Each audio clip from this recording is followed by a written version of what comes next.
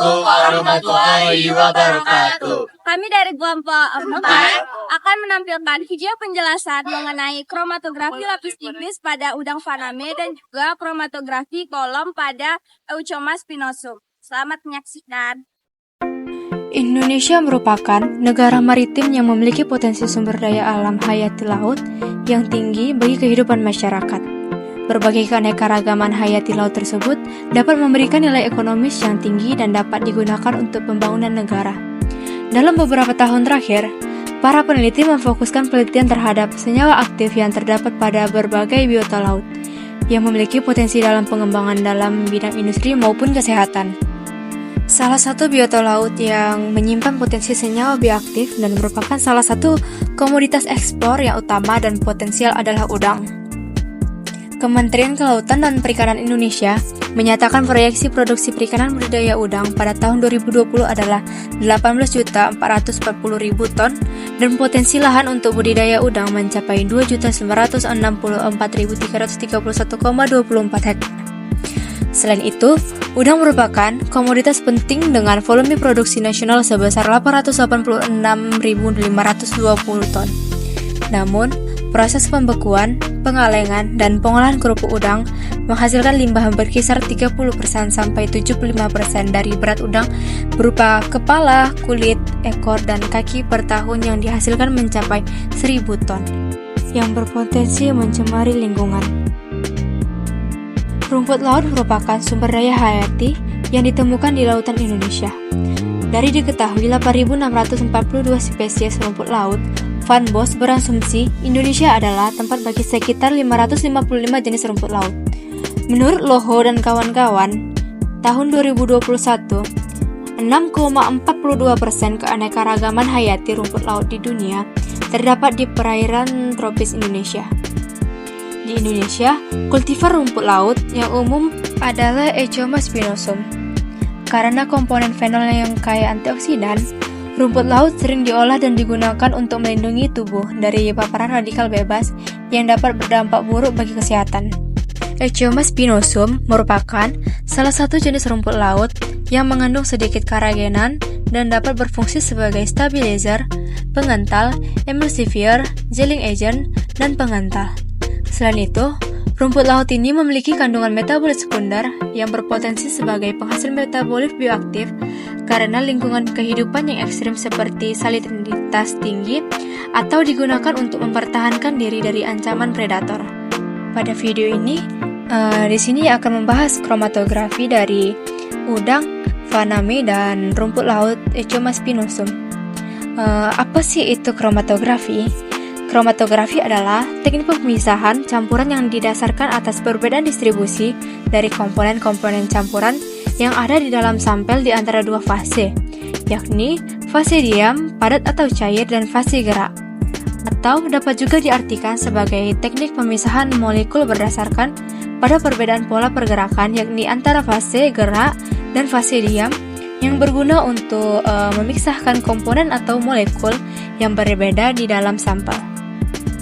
Kromatografi ini ada 3, yakni kromatografi lapis tipis atau KLT, kromatografi kolom, dan kromatografi kertas. Kromatografi lapis tipis atau KLT merupakan salah satu metode isolasi yang terjadi berdasarkan perbedaan daya serap atau absorpsi dan daya partisi serta kelarutan dari komponen-komponen kimia yang akan bergerak mengikuti kepolaran ion.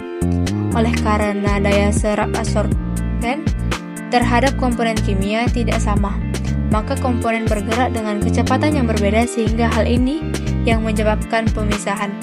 Kromatografi kolom merupakan metode yang digunakan untuk memurnikan suatu campuran, baik itu dalam fase cair maupun padat, untuk menghasilkan senyawa yang diinginkan secara individu.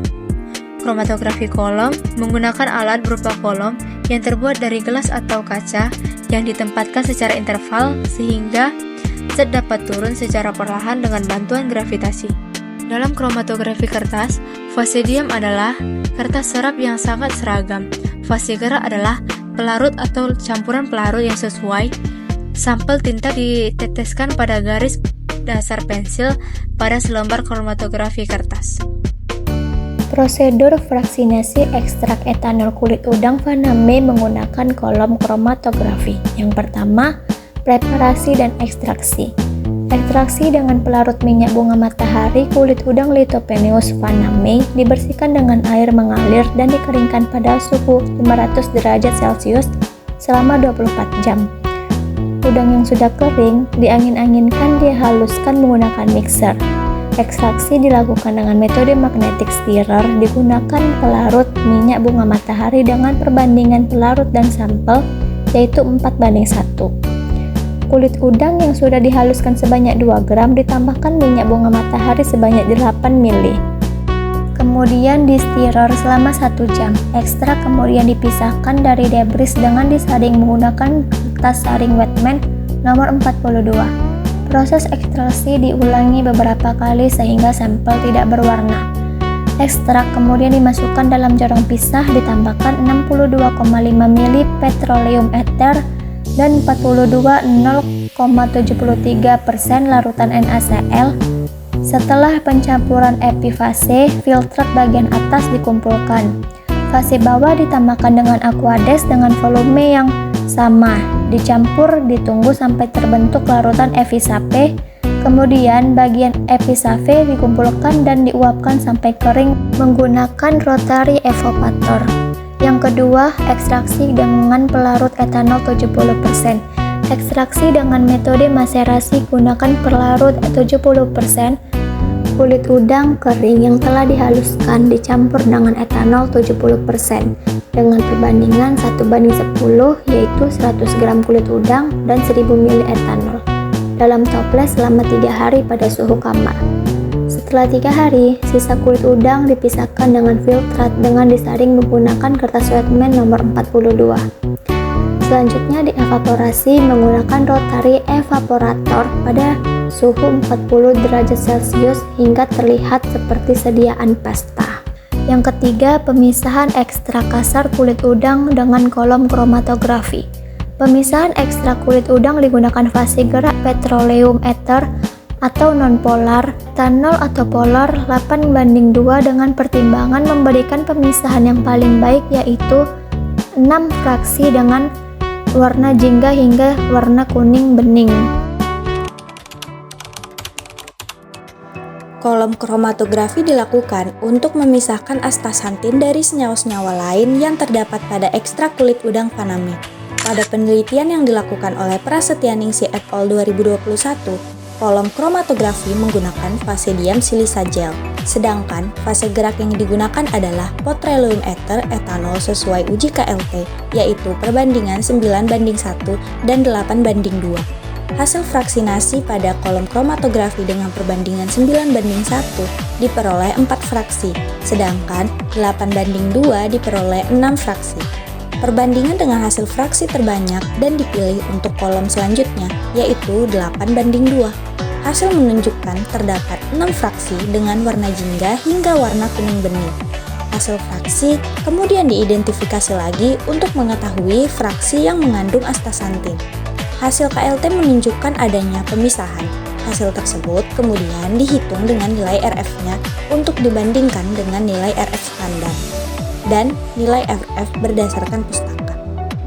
Nilai RF fraksi kolom ketika dibandingkan dengan nilai RF standar menunjukkan hasil yang konsisten, yaitu adanya pemisahan nilai RF pada kisaran 0,5 sampai 0,81, yaitu fraksi 6 nilai RF 0,81 dan fraksi 5 dengan nilai RF 0,56 dan 0,62.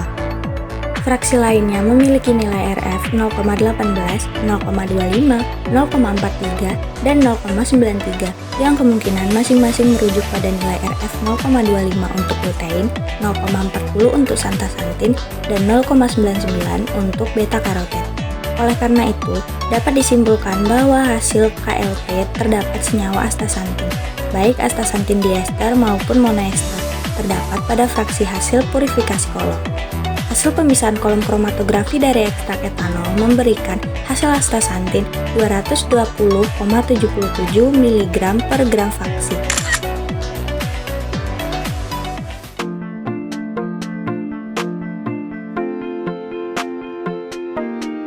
Penyiapan Simplicia.